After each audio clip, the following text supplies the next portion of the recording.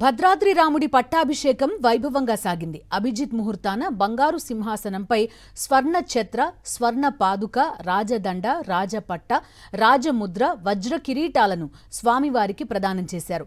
లక్ష్మీదేవిని ఆవాహన చేసిన రాజముద్రికను కుడి చేతి వేలికి తొడిగారు. ఆ తర్వాత పూర్తి రాజ లాంఛనాలతో సమ్రాట్ కిరీటాన్ని శ్రీరాముడికి అలంకరించారు.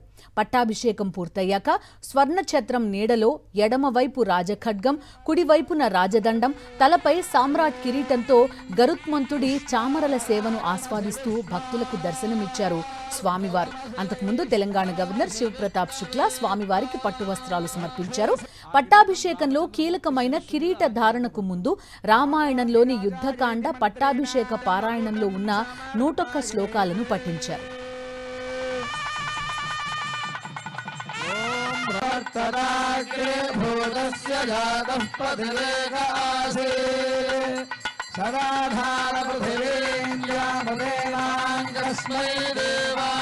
తెలియజేయడం కోసమని సింహాసనంపై ఆ ఛత్రాన్ని అభిషేకంలో నిన్న ఎలాగైతే స్వామివారికి పచ్చల పథకం, చింతాకు పథకం, అలాగే లక్ష్మణస్వామికి రామమాడతో కూడినటువంటి దాన్ని ధరింపజేస్తారో అదేవిధంగా రామచంద్రమూర్తికి పచ్చల పథకాన్ని ఇప్పుడు ధరింపజేస్తూ ఉన్నారు.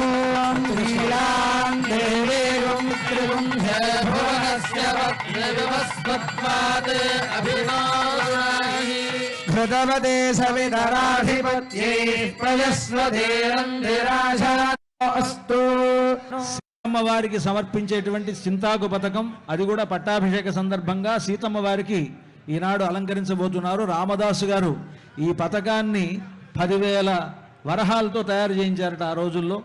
ఆ చింతాకు పథకాన్ని అమ్మవారికి ఇప్పుడు అర్చక స్వాములు ధరింపజేస్తూ ఉన్నారు.